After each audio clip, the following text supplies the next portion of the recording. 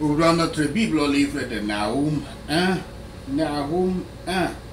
Caractère et puissance de Yahweh. Caractère et puissance de Yahweh. Nahum était un prophète de la dernière moitié du 7e siècle avant Yahshua Christ. Nous ne connaissons pas beaucoup de faits à son sujet, mais il n'y a aucune raison de douter qu'il soit l'auteur principal de ce livre. De son style d'écriture, nous pouvons supposer qu'il était né dans une famille avec suffisamment de moyens pour lui fournir la formation littéraire. Il était l'éducation littéraire, peut-on dire. Il avait prophétisé en même temps que les prophètes Sophonie, Jérémie et Habakkuk. Nahum est un livre qui appelle à considérer l'ennemi de Juda, Ninive, la capitale de la Syrie, de l'empire d'Assyrie. Une lecture attentive de ce livre révèle que l'auteur a une vision élevée de Yahweh et de sa parole aussi. Il prêche contre l'idolâtrie, l'immoralité, l'injustice et toutes sortes de péchés. Le prophète Nahum décrit la cruauté des Assyriens lorsqu'ils ont conquis nation après nation. Il prédit le siège et la destruction de Ninive et la fin du royaume d'Assyrie. Nahum a été témoin de la réduction de sa nation à la vassalité pendant les premières campagnes d'Assyrie. Ces événements, un prélude et un moyen pour le jugement de Juda et de Ninive, font partie du processus qui accomplit la restauration du peuple de Yahweh. Son seul conseil à Juda était qu'elle observe ces fêtes religieuses, puisque les Assyriens ne menaceraient plus jamais Jérusalem. Nahum 1, verset 1 à 8. La justice et le pouvoir de Yahweh. Verset 1. Tout au long de ce livre, les prophéties de Nahum traitent du destin de Ninive, de sa défaite finale et de sa destruction. Versets 2 à 10.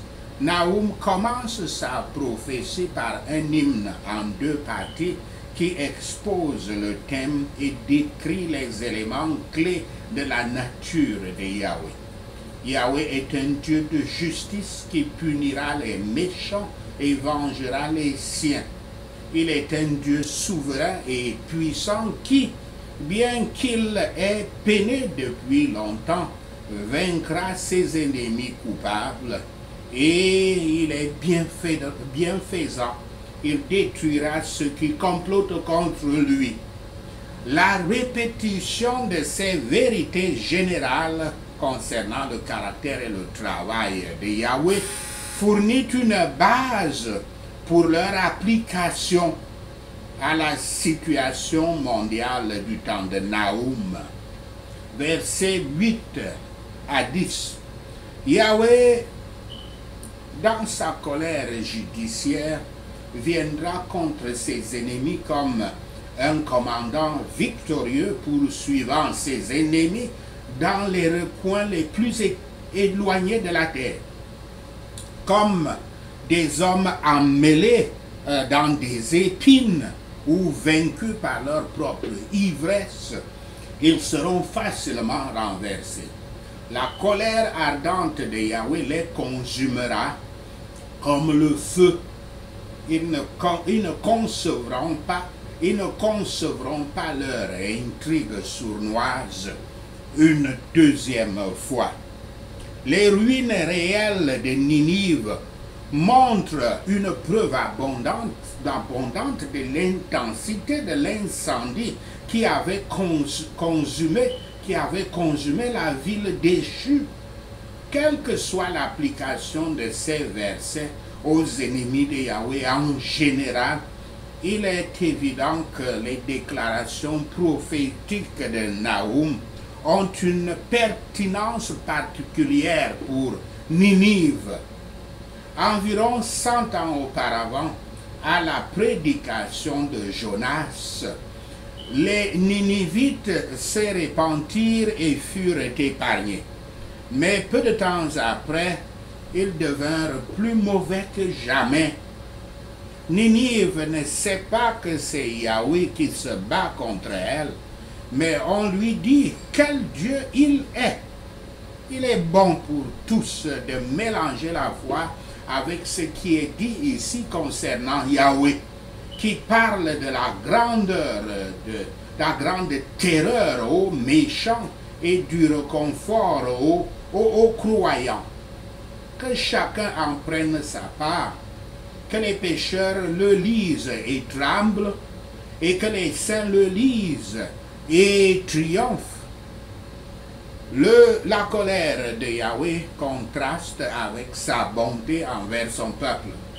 Peut-être sont-ils obscurs et peu considérés dans le monde, qui sont-ils dans l'ombre et peu considérés dans le monde, mais l'Éternel les connaît. Le caractère des Écritures de Yahweh ne concorde pas avec les opinions des penseurs orgueilleux. Le Dieu et Père de notre Seigneur Yahshua HaMashiach est lent à la colère et prêt à pardonner, mais il n'abandonnera en rien, il ne laissera en rien les méchants impunis. Et il y a tribulation et angoisse pour toute âme qui fait le mal, mais qui considère la puissance de sa colère. Nahum 1, verset 9 à 15. Le renversement des Assyriens. Verset 11. La description du conseiller comme méchant, porte l'idée de sans valeur, qui est traduit du mot hébreu Bélial. Il parle d'un caractère de vie si totalement réprouvé que le terme en est finalement venu à s'appliquer à Satan lui-même. Je cite: « Ne vous mettez pas avec les infidèles sous un joug étranger, car quel rapport y a-t-il entre la justice et l'iniquité, et qu'y a-t-il de commun entre la lumière et les ténèbres? Quel accord y a-t-il entre Christ et Bélial? Ou quelle part a le fidèle avec l'infidèle ?» Fin de citation de 2 Corinthiens 6, versets 14 et 15. Verset 14. L'usage que fait Nahum du mot « non » est particulièrement approprié car il dénote ici l'existence. Ninive, la Syrie, sera détruite et laissée sans descendance. Versets 14 à 15. Avec la déclaration de la décision irréversible du jugement divin, il y a une bonne parole pour Juda. La prophétie de Nahum est une réalisation quasi-historique de celle d'Isaïe. Isaïe entrevoit le jour où un Israël opprimé sera enfin libéré des oppresseurs et des envahisseurs, et son peuple entendra non seulement le message de salut de Yahweh, mais aussi expérimentera la sérénité éternelle qui vient avec sa présence dans le pouvoir royal au milieu d'eux, comme cela est dit dans Ésaïe 52, verset 1 à 10. En 612 avant Yahshua Christ, une armée alliée composée des Mèdes et des Perses se rébellant contre les Chaldéens et les Babyloniens, ainsi que les Scythes, les Cimériens, assiégèrent Ninive et la saccagèrent, menant à la destruction de l'empire néo-assyrien au cours des 3 années suivantes comme état dominant de l'ancien Proche-Orient, ainsi que la destruction de ce qui était à l'époque la plus grande ville du monde, Ninive, couvrant 750 hectares. Après cette bataille, les archives archéologiques montrent que Ninive, la capitale de l'Empire assyrien, autrefois puissante, avait été largement déurbanisée et dépeuplée. Il y a beaucoup de complots contre Yahweh engagés par les portes de l'enfer et contre son royaume dans le monde. Mais ils s'avéreront vains. Avec quelques pécheurs, Yahweh fait une dépêche rapide. Et d'une manière ou d'une autre, il fera une fin totale de tous ses ennemis. Bien qu'il soit tranquille et beaucoup très sûr et pas dans la crainte, ils seront abattus comme l'herbe et le maïs quand l'ange destructeur passera sur eux. Yahweh fera une grande délivrance pour son propre peuple. Mais ceux qui se rendent vils par des péchés scandaleux, Yahweh les rendra vils par des punitions honteuses. Les nouvelles de cette grande délivrance seront accueillies avec une joie abondante. Ces paroles sont appliquées à la grande rédemption apportée par notre Seigneur Yahshua et l'évangile éternel, comme cela est dit dans Romains 10, verset 15. Les ministres du Christ sont des messagers des bonnes nouvelles qui prêchent la paix de Yahshua, le Messie. Qu'ils sont bienvenus à ceux qui voient leur misère et leur danger par le péché. Et la promesse qu'ils ont faite au jour du trouble, au jour des troubles, doit être tenue. Soyons reconnaissants pour les ordonnances de Yahweh et appliquons-les avec joie.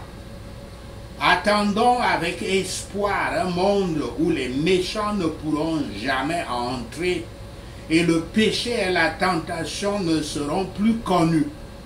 Sachez ceci, et le Seigneur Yahweh vous bénira. Prenons ces points de prière. Prions Nahum 1. Yahweh Kana est un Dieu jaloux et vengeur. L'Éternel se venge et est rempli de colère au nom de Yahshua le Messie.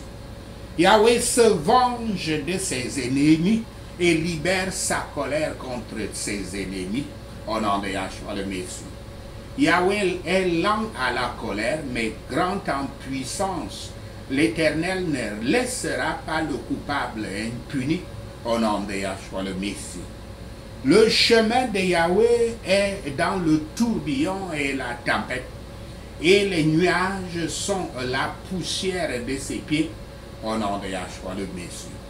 Yahweh réprimande la mer et la dessèche. Il fait sécher toutes les rivières au nom de Yahshua le Messie. Les montagnes tremblent avant que Yahweh et les collines ne souffrent. La terre tremble à la présence de Yahweh. Les montagnes tremblent devant Yahweh et les collines se fondent au nom de Yahshua le Messie. La terre tremble à la présence de Yahweh, le monde et tous ceux qui vivent au nom de Yahshua le Messie. Qui peut résister à l'indignation de Yahweh? Qui peut supporter sa colère féroce au nom de Yahshua le Messie? La colère de Yahweh est répandue comme du feu.